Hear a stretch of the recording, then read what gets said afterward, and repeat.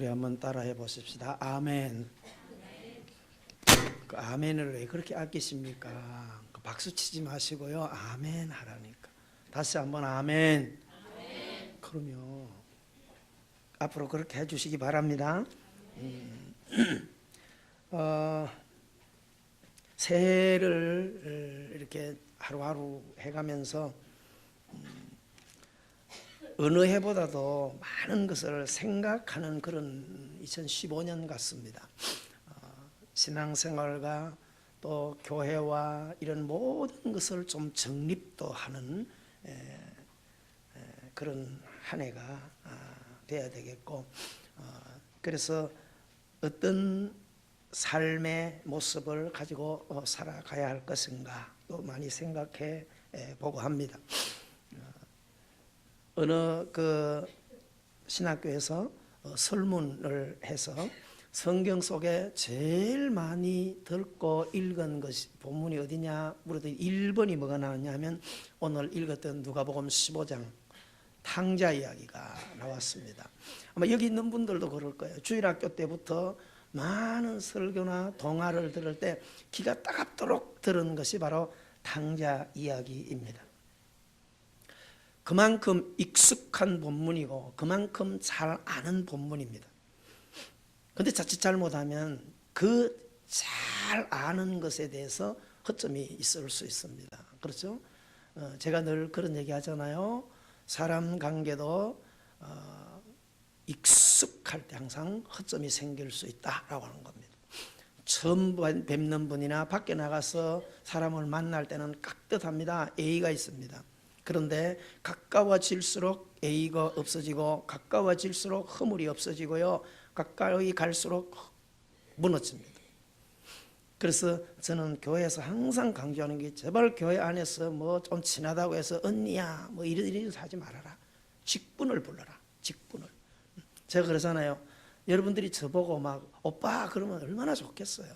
저도 그런 거 좋아하는데 교회만큼은 그렇게 되어서는 안 돼요. 그러면 선이 무너져 버려요. 익숙한 것. 그러니까 오늘 우리가 굉장히 은혜 생활하는데 중요한 이 은혜의 본문인데 너무 잘 알고 너무 익숙하다 보니까 여기에 대해서 별 의식을 안 하고 살아갑니다. 오늘 우리는 이 본문을 다시 한번 우리가 익숙하고 잘 아는 본문이지만 다시 한번 우리가 잘 들여다보면서 세미한 주의 음성을 들어가게 되기를 바랍니다. 여러분 결단한 만큼 우리의 삶을 점검하지 않으면 절대 되지 않아요. 요즘에 아파트 불나는 거 많이 보셨죠? 그죠? 와 무섭다. 미국에도 막 아파트 불나니까 무섭지. 우리나라 교민들이 100명이 지금 오갈 데가 없어가지고 비참하던데요. 그것도 어려운 뭐 가난한 아파트도 아니고 미국에서 알아주는 초고급 아파트에 불이 그렇게 나가지고요. 교민이 100명이 그런 것을 우리가 눈으로 봤다면 뭐 해야 됩니까? 우리 집을 한번 돌아보셔야 돼요. 전기 코드에 먼지는 안 끼었는가 좀 털어내기도 하고 또 이유 없이 꼽혀 있는 것 전기 코드 빼주기도 하고 이게 뭘까요? 보고 느낀 것을 삶에 적용하는 게 중요해요. 그러니까 우리는 많이 듣고 많이 아는데 적용 부분은 너무 약합니다. 여러분 2015년도에는 적용하는 부분에 힘을 얻게 되기를 바랍니다. 아멘. 성경과 신앙도요. 설교 많이 듣잖아요.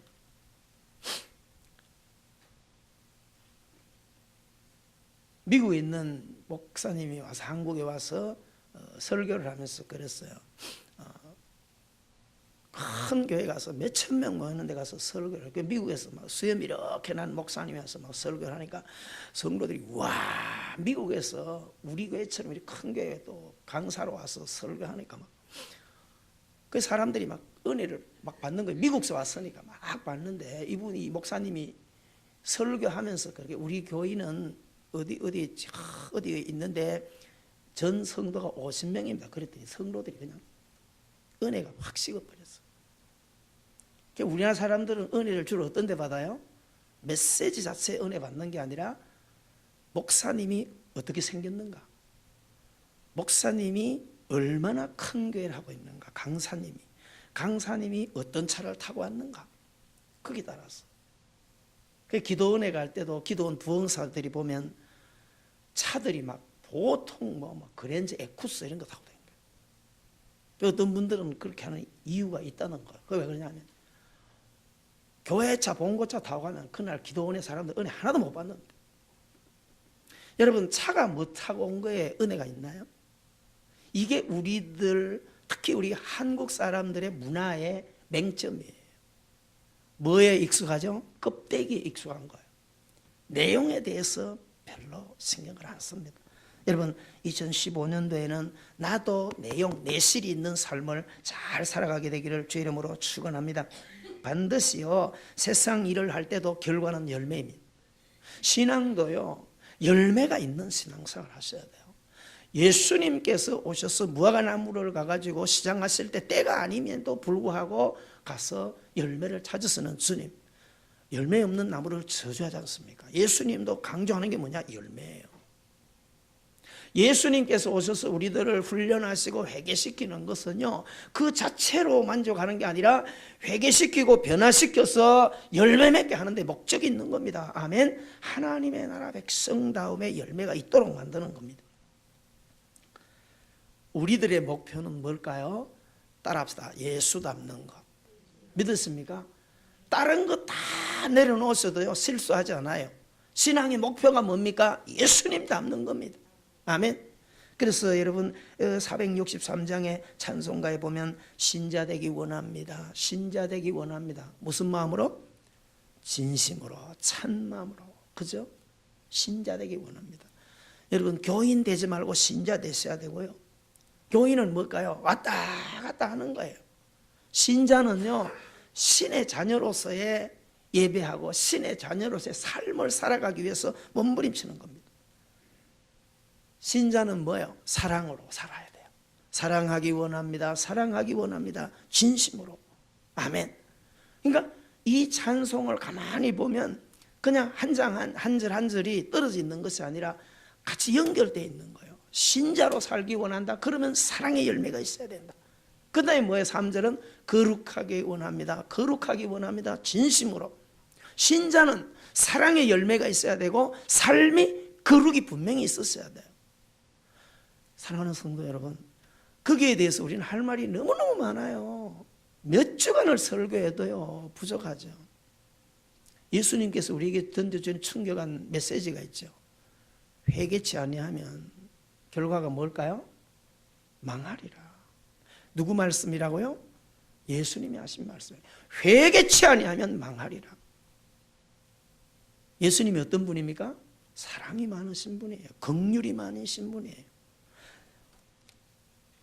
4절이 뭐라고 말합니까? 예수 닮기 원합니다. 예수 닮기 원합니다. 사랑으로, 신자가 되어서 사랑으로, 거룩으로 그렇게 하는 것이 결국 누구 닮아가는 목적이에요? 예수님 닮는 겁니다. 여러분 2015년대 예수님 닮도록 하시기를 바랍니다. 아멘. 그래서 오늘 우리가 이 본문을 가만히 들여다보면요, 세 사람이 나오죠. 그렇죠? 주인공 되는 세 사람이 나와요. 아버지를 소개하고 있죠. 아버지, 그죠? 그리고 큰 아들이 소개되어 있고 작은 아들. 그러니까 오늘 이 본문을 우리에게 주신 내용은 뭐냐 하면 유대인들에 대한 책망을 비유로 들어서 우리에게 주는 내용이에요. 누구처럼 살지 말라는 거요? 유대인처럼 살지 말라는 거예요. 유대인들은 뭘까요?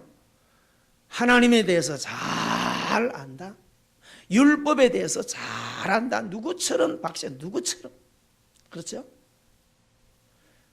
오늘 유대인들에 대한 엉터리의 신앙, 엉터리의 삶에 대한 비유로 탕자의 비유를 던졌어요.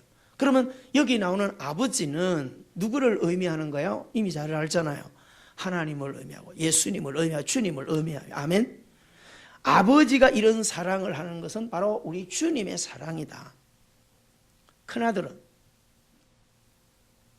뒤에 조금 소개되는 큰아들은 누굴까? 유대인을 말하는 거예요. 그렇죠? 유대인들을 말하는 거예요. 그러면 많은 부분에 형보다도 더 많은 부분을 차지하고 있는 둘째 아들 탕자라고 하는 사람은 누구를 의미하는 거예요? 이방인을 말하는 거예요. 하나님의 사랑, 선택받은 큰아들 유대인이, 그리고 아직은 아니지만 언젠가 들어올 이방인들, 둘째 아들, 그것을 그림으로 그려져서 우리에게 한 드라마로 소개하고 있는 겁니다. 우리가 먼저 둘째 아들부터 한번 잘 생각을 해 보시기를 바랍니다. 여러분, 둘째 아들이 호강에 겨워가지고 아버지를 찾아와서 뭐라고 말합니까? 아버지, 언젠가는 나에게 상속을 해줘야 되니까 미리 좀 주십시오. 여러분, 이 아들을 나쁘다고 말하겠습니까? 참 그놈 올됐다, 그렇게 말하겠습니까? 그렇죠? 그건 뭐 각자 마음에 다르겠죠. 그런데 와서 당당하게 내놓으라는 거예요. 미리 달라는 거예요. 뭐 하겠다는 거죠? 목적이 뭐예요? 도시에 가서 사업을 해가지고 큰 돈을 한번 벌어보겠다는 겁니다. 분명한 목적이 있어요. 뭐 하도 간성하니까 아버지가 어떡합니까? 줬죠. 큰 돈 뭉치를 가지고 도시에 나갔습니다. 한꺼번에 돈이 생겨서 객지 나가 보니까 뭐부터 시작했어요? 사업을 하고 계획을 세우고 그런 것이 아니라 유희에 먼저 손을 댔죠. 그죠? 야, 돈이 있으니까 잘 먹고 잘 살아보고 술 먹고 그러다 보니까 오늘 이 둘째 아들이 돈을 다 탕진한 결과를 말할 때 돈을 어디 갖다 많이 썼다는 거예요? 술집에 갖다 많이 썼다는 거예요. 그래서 창기들과 함께 놀아났다라고 하는 성경의 표현을 볼 수 있습니다. 여러분, 오늘 우리가 둘째 아들을 잘 보면 이 아이의 삶이 우리의 삶에도 이런 게 얼마든지 있을 수 있어요. 각종의 돈이 좀 생기고 목돈이 좀 생기면, 그렇죠? 그래서 강도를 했든지 도둑질을 했든지 이렇게 한 사람들이 돈 뭉치를 딱 쥐고 나면 거의 붙들어 가지고 수사를 하고 나면 돈을 다 어디 갖다 썼어요? 유흥업소에 가서 여자를 사가지고 막 그냥 흥청망청 이런 일이 다 인간이 만mon에 치는 거예요. 둘째 아들도요, 돈이 있다 보니까 주변에 누가 많이 생겼죠? 사람이 많이 생겼어요. 그건 친구라고 얘기할 수도 없어요. 친구는요, 그런 게 친구가 아니에요. 어쨌든 간에 많은 사람들이 몰려드는 거예요. 왜? 이 친구 돈 좀 많네? 재벌인가 보다. 부모가 돈이 많은가 보다. 그러니까 자꾸 돈이 있으니까 옆에 와서 벗이 되어서 이렇게 가까이 지내고, 이 친구는 부추겨주고 하니까 얼마나 더 돈을 막 썼겠습니까? 돈을 왕창 쓰다 보니까요, 사람이요, 여러분도 직장 사업하면서 알잖아요. 모으기가 얼마나 힘들어요. 그렇잖아요. 모으기는 너무너무 힘든데 풀러놓아서 쓰는 것은요, 어쩌면 그렇게 잘 쓰게 되는지요. 그죠? 금세. 젊은 대학생들이 알바하는 친구들이 그런 얘기를 해요. 목사님 100만 원 모으기가 왜 이렇게 어려운데요? 근데 100만 원 쓰는 것은 금방 쓴대요. 어른들만 쓸 때 많은 것 같죠. 아이들도 금방 흘러놓으면 금방이에요. 여러분, 그런 돈을 가지고 기분 좋게 화려하게 친구들 벗들 함께 지내다가요, 돈이 똑 떨어졌어요. 객지 나가서 돈이 딱 떨어지네. 가장 시급한 게 뭡니까? 의식주 문제가 딱 생기죠. 그러니까 돈 있을 때 옆에 와서 같이 지내던 친구들한테 손을 뻗어볼 거 아니겠어요? 손을 뻗어봤더니 누구 하나 손을 펴주는 사람이 있다 없다? 없어요. 뭐 밥 한 끼 안 샀겠습니까? 그런데 이렇게 만들어진 벗들은 그 눈에 보이는 것이 없어지면 다 바람처럼 사라져버리는 거예요. 그러니까 어떡합니까? 생존을 해야 되니까 드디어 돈이 떨어지니까 알바 전선에 나섰죠. 알바를 구하려다 보니까 좋은 회사에 갈 수도 없고, 그러니까 찾고 찾은 게 어디 찾았어요?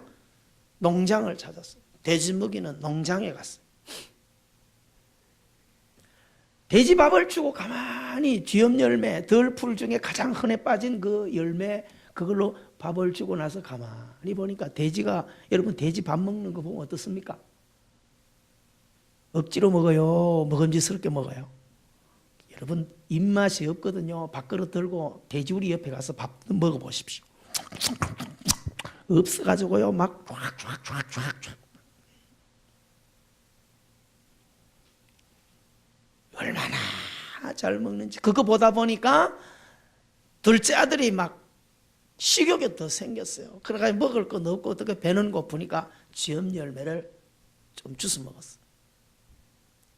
그랬더니 그걸 누가 봤어요? 주인이 봤어요. 그냥 똥궁디를 차버리면서 이놈의 새끼 어디 돼지밥을 먹냐. 그러니까 여러분 보세요. 은혜의 자리, 자녀의 위치, 모든 것을 떠나버리니까 그 아들이 어디까지 추락해요? 돼지보다도 못한 자리에 추락하는 겁니다. 그래서 여러분 우리도 그렇잖아요. 가끔 가다가 멀쩡한 사람이 술을 먹고 제정신 없이 다 새벽에 벌렁 내리고 누워서 지나가는 사람들이 뭐라 그래요? 해를 차면서 에이그 개만도 못한 놈이네. 그러게 또 그런 사람들이 소변을 보면 또 어디서 소변을 봐요? 건물에나 전봇대에 또 소변을 해요. 그 소변을 볼 때 한쪽 다리를 들고 차라리 소변을 봐버리면 차라리 개인 줄은 아는데 두 다리를 들고 이렇게 세우고 오줌 넣으니까 그런 욕을 먹는 거예요. 너무너무 비참한 거예요. 그렇잖아요? 요즘은 그래도 여기 그래도 많이 좋아졌어요. 카메라를 많이 달아놓으니까. 요 4층에서 요 카메라 달아놓기 전에는요 너무너무 심각해요. 새벽에 나오면 어떨 땐 놀래요. 제가 제일 놀랬던 게 한 번 그거예요. 딱 예배당 앞에 여기요 반스만 입은 시체가 하나 누워 있는데요. 와 4시 딱 나오는데요. 얼마나 놀래. 깜짝 놀랐어요. 남자가요 반스만 입고 자는 거야. 살 펄져가지고. 얼마나 놀랐어요. 그래가지고 아무리 뭐 때려도요 뭐 의식도 없어요. 술이 얼마나 절였는지. 그래 이렇게 이 친구가 어디서 왔을까 해가지고 화장실을 보니까 화장실에 양복하고 옷이 딱 있는데요. 지갑이 있어요. 지갑을 열어보니까 돈은 이미 다 빼갔어요. 그러니까 누가 술이 취했으니까 이 친구의 옷을 끼고 해가 다 가져가. 카드도 없고 명함이 하나 딱 있어요. 너무 놀랐어요. 여기 회사 있잖아요. 전 회사 여기 내려가면서 그죠? 묘지 앞에 있는 큰 회사 있잖아요. 저기 국제부에 있는 과장이에요. 그걸 꼭 주성이라고 얘기하면 그렇잖아요. 그게 과장님이 국제부에. 얼마나 제가 그래가지고요. 그 핸드폰 있는 걸 찾아가지고요. 아내한테 집 있길래 전화했어요. 그러니까 막 총알같이 달려왔어요. 아유 고맙습니다. 연락해 주셔서 고맙습니다. 여러분 보세요. 낮에는 멀쩡하게 회사 가면 국제부 해외 파트에 여러분 이런 과장으로서 얼마나 멋있고 품위가 있겠어요. 근데 술이라는 게 들어가 버리니까요 다 벗새껴버리고요. 자기 몸이 어떻게 돼 있는지도 모르고요. 이렇게 타락해 버리는 겁니다. 그러면서 이래 참 인간이 이럴까 이게 아니라 20년 전에 제 모습을 그 안에서 이렇게 보면서 그래 우리들도 옛날에 다 그랬다. 여러분 탕자가 지금 그렇게 돼버린 거예요. 그러니까 그 탕자가 비참한 자리에 있으니까 생각하게 되는 거예요. 무슨 생각을 하죠? 아버지 집을 생각하는 거예요. 아버지를 생각하는 거예요. 야 내가 비록 아버지한테 재산을 빼서 나왔지만은 여기서 굶어 죽는 것보다는 어디로 가는 게 낫겠다? 아버지한테 가는 게 낫겠다. 그 두 가지를 결정해요. 아버지 집을 생각하고 일어나서 가야 되겠다 행동하는 것을 생각하시면서 두 가지를 생각합니다. 아버지 집에는 뭐가 많아요? 일꾼도 많고 먹을 것도 많고 그죠? 여러분 이것을 오늘 아버지 집에 대한 이 소망을 우리가 가지셔야 돼요. 그리고 오늘 탕자가 우리의 모습이라고 할 때 우리는 우리가 믿는 주님, 우리가 믿는 하나님 아버지에게는 항상 풍성한 것을 아십니까? 아멘 안 되세요? 아버지 손에는 항상 우리를 위해서 뭔가를 줄이고 준비하고 계신 그 사랑을 아십니까? 그거 달라고 하세요. 제발 달라고 하세요. 믿으십니까? 누군가가 그랬잖아요. 그런 예화를 해놨어요. 하나님 나라에 가면 각자 이름이 있는데 창고가 있는데 그 창고에 갔더니 막 뭐가 가득가득 차 있더라. 그래서 저기 나중에 물어봤다는 거예요. 하나님 저기 예수님 저기 뭐 하는 겁니까? 그랬더니 세언약교회 박영자 권사님 주려고 탁 채가는 달라 그러지 않아서 그냥 처박아 놨다. 저게 뭡니까? 영인이 전도사님 줄 건데 달라고 안 하니까 꽉 처박아 놨다. 그러더라는 거예요. 여러분, 아버지 집이 풍성합니다. 아멘. 아버지 집에는 모든 것이 있어요. 그러니까 당자가 생각하는 것이 아버지 집을 생각하는 거예요. 그래서 내가 가야 되겠다. 근데 체면이 있으니까 어떻게 해요? 아들로서는 못 가겠는 거예요. 아버지한테 지은 죄가 있으니까. 그러니까 뭘로 가겠다는 거예요? 품꾼으로, 일꾼으로라도 가서 내가 아버지한테 가서, 설마 아버지 앞에 가서 알바하면 돼지 먹는 열매 내게 주겠냐? 그렇죠? 기대를 하는 겁니다. 일어나서 아버지 집으로 가는 거예요. 여러분, 아버지 집을 다 가다 보니까 어떤 역사가 일어났어요? 마을이 저기 먼데 보이는데 당자의 눈에 뭐가 들어왔어요? 마을 앞에 서 계신 아버지를 보는 겁니다. 여러분, 아버지가 거기에 서 있었다면 아버지는 오늘 아들이 올 줄 알고 나와 있는 거예요? 아니면 매일 나와 있었다는 거예요? 매일 나와 있었다는 거예요. 이게 뭐야? 아버지예요. 저녁만 되면 우리 아들이 잘 사는가, 혹시라도 배고파서 망해서 돌아오지 않을까, 저녁만 되면 기다리는 거예요. 그때 성경 속에 아버지, 당자 아버지가 불렀던 찬송이 있죠. 어떤 찬송 불렀을까요? 돌아와 돌아와. 얼마나 그 찬송을 불렀을까, 그런 생각을 해보는 겁니다. 드디어 눈이 마주쳤어요. 아버지도 보니까, 야, 오늘 우리 마을로 들어온 아이가 있는데 보니까 둘째 아들이라. 먼 곳에서 확인을 하는 순간에 아버지가 어떤 행동을 취합니까? 달려왔죠. 손살같이 달려왔어. 달려오자마자 뭐해요? 목을 확 끌어안았죠. 그리고 뭐하죠? 입을 맞췄어요.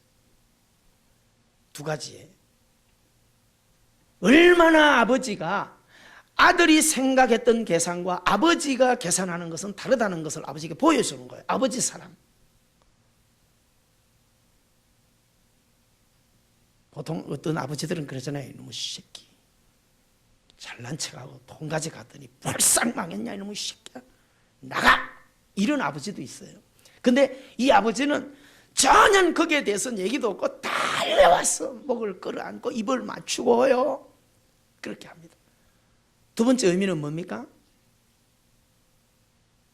율법에 부모의 불효하고 아버지의 재산을 탕진한 자식은 돌에 맞아 죽어야 돼요. 보통 시골들 가면요, 저녁 시간에 가면 마을 사람들이 다 어디 나와 있어요? 마을 밖에, 동구 밖에 나와 앉아서 담배 피고 거기서 놀고 앉아 있지 않습니까? 거기도요, 동네 사람들이 나와 있었겠죠. 그런데 둘째 아들 탕자가 돌아오면 어떻게 하겠어요? 가늠한 여인 대하듯이, 저런 불효막심한 놈이 돌아왔네, 율법으로 돌로 때릴 거 아니겠어요? 아버지가 달려간 것은요, 아버지 사랑. 두 번째는 내 자식을 보호하겠다고 하는 아버지의 마음. 달려가서 아버지가 목을 껴안았어요. 돌이 나오더라도, 돌이 날아오더라도 누가 맞겠다는 거야? 아버지가 맞아주겠다는 겁니다. 누구 마음이죠? 예수님의 마음이에요. 여러분, 하나님의 사랑, 예수님의 사랑, 우리가 어떤 삶을 살든지 어떻게 무너졌든지 주님은 지난 과거 묻지 않으세요. 인간이 물어, 인간이. 내 스스로가 자책할 뿐이죠. 하나님은요, 기억조차 안 하신다 그랬어요.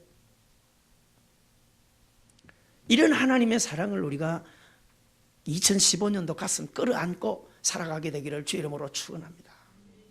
어떤 일이 있어요? 집으로 데려갔죠. 종들을 부릅니다. 얘들아, 내 아들을 빨리 목욕시켜. 가마솥에 막 뜨거운 물 떼가지고요, 이래가지고 막 시골 살던 분들 생각나잖아요. 1년에 목욕 2차례 하잖아요. 추석, 설. 가마솥에 물 떼가지고요, 다라에다가 막 자녀들 담가 놓으면요, 막 그래가지고요, 막 이 문질면요, 막 거기서 때가 그냥 막 1cm짜리 때가 뚝뚝뚝뚝 떨어지고요, 이래가지고 추석 이렇게 하잖아요. 당자 아버지가 막 그렇게 시켰어요. 그리고 나서 뭘 합니까? 새 옷 가져오너라, 새 옷. 새 옷 딱 입히고 준비했던 반지 끼워주고 새 신발 신기고, 그냥 뭐 닭새끼 한 마리 잡는 것도 아니고요, 가장 재산 가치가 탁월한 뭐요? 송아지. 어린 송아지 그것도 맛있는 걸로 이래가지고 요리를 해가지고요 동네 사람 불러서 잔치를 합니다. 아버지의 계산법이 다른 거예요. 아버지의 계산법이 다른 거예요. 여러분 여기서 아버지가 해주시는 베푸시는 이 사랑이 뭡니까? 목욕시켰죠. 그리고 옷을 입혀주셨어요. 신분을 바꿔주시는 거예요. 아들은 뭘로 왔어요? 일꾼으로 왔어요. 품꾼으로 알바생으로 지금 받아달라고 그랬어요. 그랬더니 아버지가 무슨 소리 하느냐? 새 옷을 다시 입힌 겁니다. 아들의 자격을 다시 회복시켜준 거예요. 여러분 반지를 끼우고 신발을 신겨줬어요. 뭘 회복시킨 겁니까? 이미 다 빼가 갔는데도 또 상속을 해주겠다는 거예요. 상속자로 맞아주신 겁니다. 이게 뭘까요? 아버지의 사랑입니다. 여러분 오늘 이런 탕자, 이런 둘째 아들이 그때부터 어떤 삶을 살겠어요? 목이 걷고 뻣뻣하고 어떻게 하면 아버지를 또 속일까? 그런 생각조차 하겠습니까? 품꾼의 아들로 받아달라고 이렇게 왔는데 나를 상속자로 삼아주고 이렇게 잔치를 배설해주고 이렇게 죄인을 의인으로 만들어준 이 아버지를 위해서 평생을 감격하며 살 거 아니겠습니까? 마치 누가복음 15장에 나오는 이 내용 탕자는 빌레몬서 1장 한 장 속에 들어있는 이 빌레몬서에 나오는 누구 같아요? 오네시모 같은 겁니다. 빌레몬 집안에서 머슴으로 일하던 오네시모가 주인의 재산을 살살 축내다가요 자꾸 얘기해도 안 되니 개버릇 뭐 못 고치는 거야. 그러니까 어떻게 해요? 빌레몬이 감옥에 집어넣어 버렸어. 정신 차리라고 집어넣었어요. 근데 그 감옥에서 누구를 만나죠? 사도 바울을 만나는 거예요. 여러분 반드시 요 과정이 필요해요. 그 안에서 변화가 됐죠. 그래가지고 사도 바울이 비서처럼 마치 수종 드는 자로 이렇게 쓰고 싶은데 빌레몬한테 허가를 받는 거예요. 그러면서 오네시모를 뭐라고 소개합니까? 예전에는 너에게 어떻게 해요? 재산상해나 삶에 덕을 끼치지 못하던 그런 죄인의 모습이었는데 지금은 어떤 자로? 사랑받는 친구로 둘 자라. 아멘. 이 뭐예요? 신분의 상승입니다. 여러분 오늘 탕자가요 그 가졌던 신분을 잃어버렸다가 다시 돌아왔을 때 아버지는 그 탕자에게 신분을 상승시켜 주셨어요. 회복시켜 주셨어요. 이게 뭘까요? 오늘 우리가 예수 믿는 은혜 중에 은혜입니다. 아멘. 잔치가 벌어졌죠. 하인들이 물어요. 왜 이렇게 하십니까? 그리고 아들도 그래요. 나 이제 아들 자격 없습니다. 품꾼으로 대해주세요. 그랬더니 아버지는 어떻게 계산하죠? 아니야, 내 아들은 죽었다가 어떻게 해요? 다시 살아. 잃었다가 다시 찾아. 아버지 계산법은 이런 거죠. 나한테 손실을 얼마 끼쳤나 그것도 안 따지는 거예요. 잔치가 막 이렇게 무르익을 때 하루 종일 덜해서 일하던 누가 돌아오고 있어요? 큰아들이 돌아오고 있는 거예요. 자기 집 근처 오니까 뭐 돼요? 풍악 소리가 나니까 안 들어가고는 종을 보내가지고 무슨 일이냐? 집에 갔다 오더니 뭐라고 말합니까?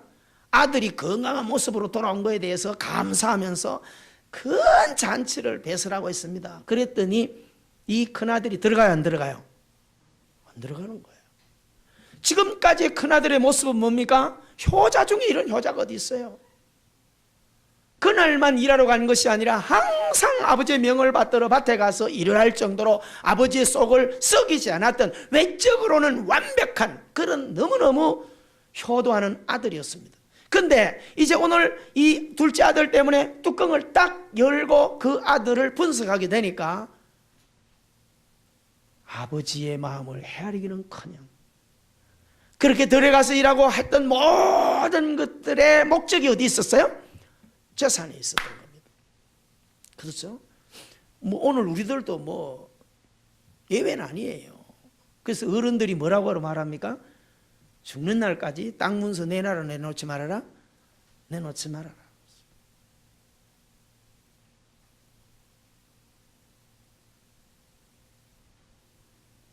여러분 여러분 그 재밌는 얘기 있잖아요. 아들 둘 있는데 아버지가 아들들이 효도를 잘 안 하는 거예요. 며느리도 쌀쌀 맞고.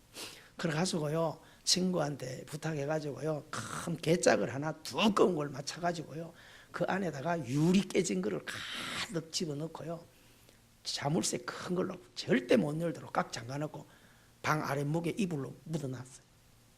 그 두 아들이 왔다 갔다 하면서 궁금한 거예요. 아버지 저게 뭐예요? 아니다, 내가 그냥 허드렛 일 쓸 거 그냥 넣어놨다. 근데 아버지 없을 때 그거를 들고 흔들어 보니까 안에서 무슨 소리가 나요? 사락 이상한 소리가 나는 거예요. 근데 열어볼 수가 없는 거예요.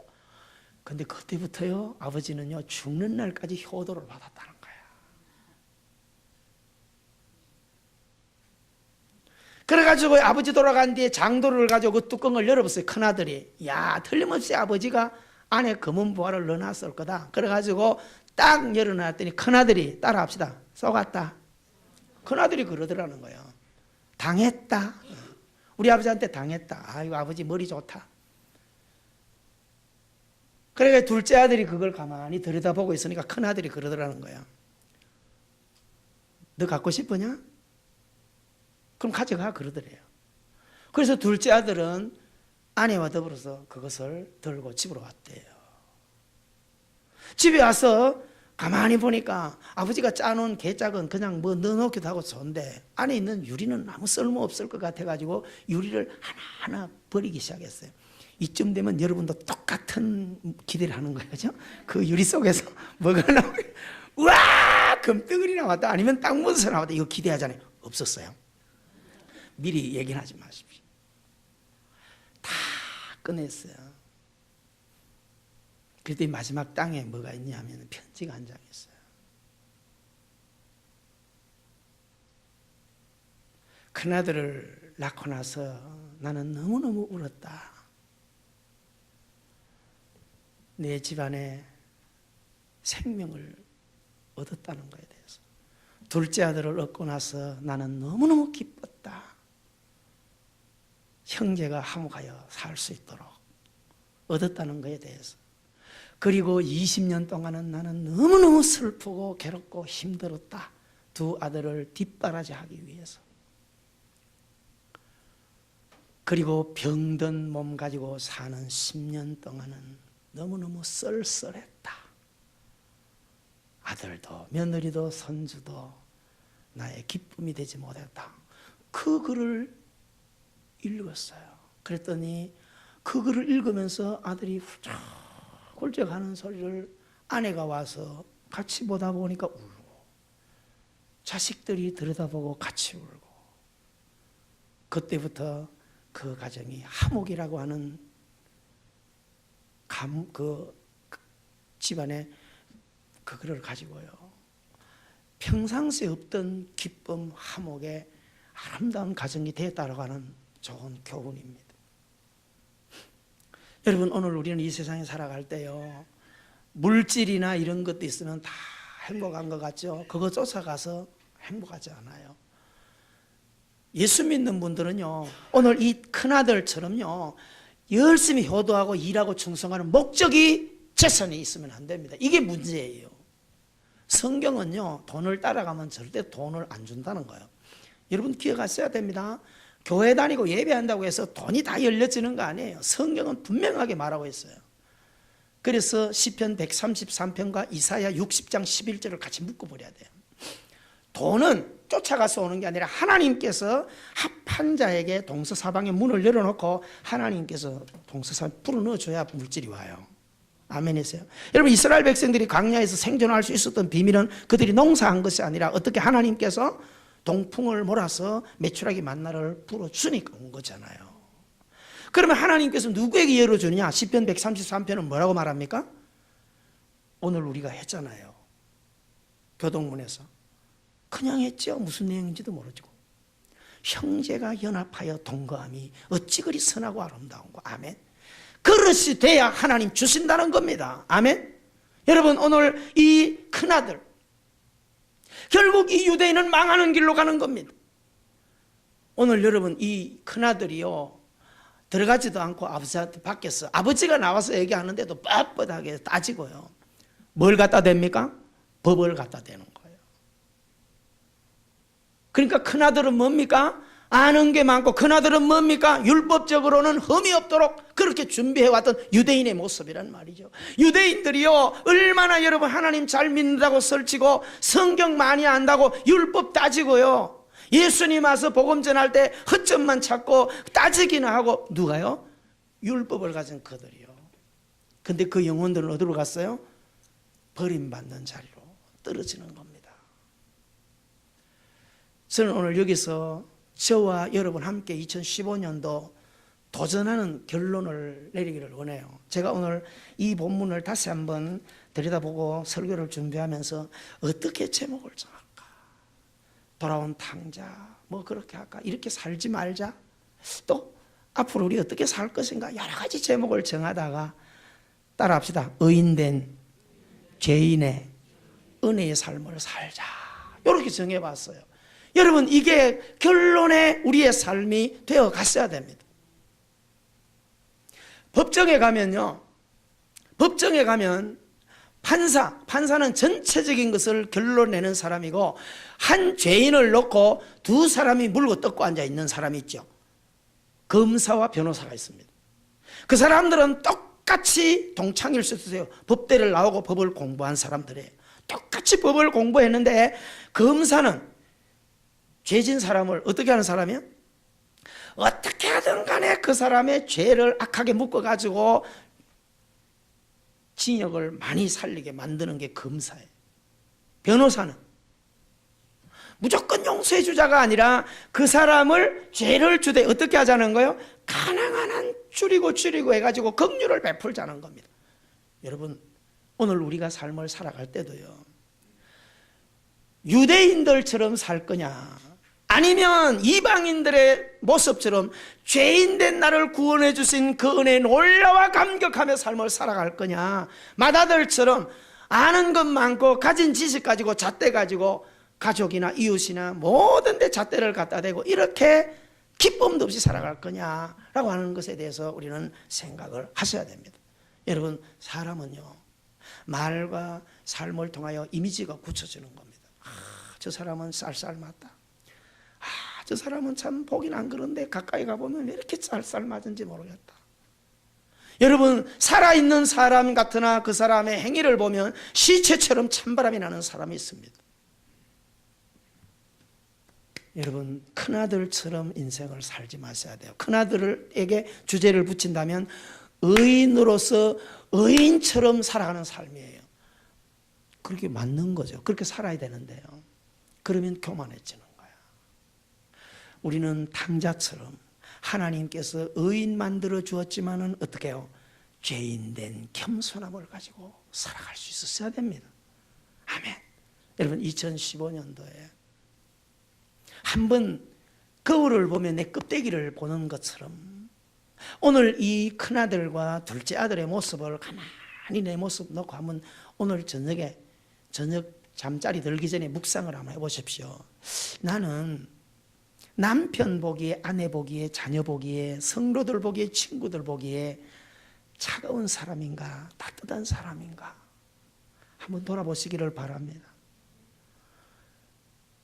여러분, 이런 자연을 보세요. 산을 가든지 보면요, 나무는, 생명은 어느 쪽을 향해서 가지를 뻗지 않습니까? 찬 곳, 찬바람이 부는 북쪽을 향해서는 가지를 거의 뻗잖아요. 얕은 산에는 뭐 막혔으면 높은 산에 가보십시오. 나무들이 전부 어떻게 돼? 반쪽짜리로 돼 있어요. 그렇죠? 강림수도 내가 올라가면 성도들에게 해봐요. 담 쪽으로 겨울에 얼어서 참게 냉기가 나오는 이 땅 쪽으로 봐라. 마치 칼로 잘라놓은 것 같아요. 어떤 사람들은 여러분 그쪽을 가지 못 붙도록 잘라, 아니에요. 전부 이쪽으로만 다 뻗고 있어요. 여러분, 따뜻한 쪽으로 생명도 발을 뻗는 겁니다. 성공하기를 원하십니까? 행복하기를 원하십니까? 무조건 그냥 따뜻한 물을 먹고 따뜻해지고 옷을 입고 따뜻해지는 게 아니라 내 속사람을 따뜻하게 하십시오. 아멘. 직장에서도요, 사업장에서도요, 성공하는 것은요, 사람이 내게 붙어야 돼요.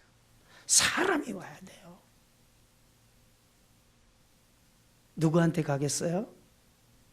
비판하기 좋아하고 판단 많이 하고 가면 냉철해가지고 찌르기나 하고, 이런 분들은요 나도 외롭게 살고 가족도 괴로워요. 벗이 많지 않아요.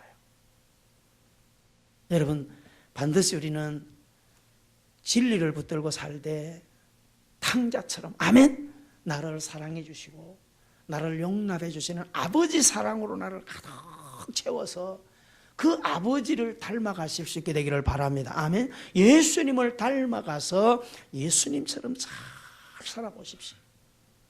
따라합시다. 율법의 잣대로는 나를 치라. 이게 잘못되면요, 뭐 좀 배우고 알면 전부 남만 치고 망치지만 들고 댕기죠. 자기 주제 파악은 하지 모르고요. 이게 오늘날 한국 교회를 아프게 하고 있다는 사실입니다.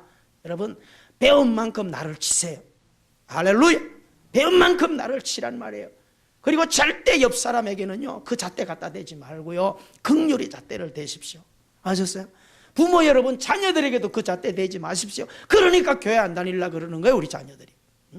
못 쫓아가는 겁니다. 여러분, 낮추세요. 문을 낮추세요. 그리고 자녀들이요 좀 넘어지더라도요 격려해 주시고요. 아셨어요?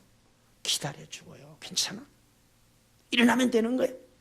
그런 아름다운 긍휼의 모습을 가지고 이 세상을 맛있게 살아갈 수 있게 되기를 주의 이름으로 축원합니다. 아멘. 절대 여러분 앞으로 그렇게 하십시오. 사람들은 알아요. 내 옆에서 다른 사람을 많이 비판하면요 그 사람 마음속에는 이 사람 조심해야 되겠다. 저 비판하는 게 누구를 비판하고 있는 거예요? 내일 돌아서면 나를 저렇게 비판할 거야, 이렇게 하는 거죠. 차가워지지 마시기를 바랍니다. 꼭 오늘 여러분 이 탕자의 신앙, 아버지 사랑을 가슴에 끌어안고 2015년도에는 정말 연약한 사람 손잡아주고 격려하고, 아멘, 그렇게 따뜻한 신앙의 삶, 따뜻한 가정, 따뜻한 우리 새언약 교회를 아름답게 세워가는 주인공 되기를 주의 이름으로 축원합니다. 함께 우리 1분만 기도하십시다. 우리 가슴에 손을 얹으시고요. 나의 모습은 어떻습니까? 많이 알아야 됩니다. 많이 배워야 됩니다. 그러나 그 알고 배운 것으로 나를 치게 하시고 그 사랑으로 이웃을, 가족을 섬기도록 도와주옵소서. 우리 함께 기도하도록 하십시다. 살아계신 하나님 아버지, 은혜를 감사합니다. 오늘 아버지 하나님, 복된 자리에 우리를 불러주심을 감사합니다. 하나님, 빠른 세월을 지나갑니다. 2015년이 벌써 한 달이 지나가고 있습니다. 아버지 하나님, 올해도 어떤 모습으로 살기를 원하십니까? 오늘도 어떤 믿음으로 살기를 원하십니까?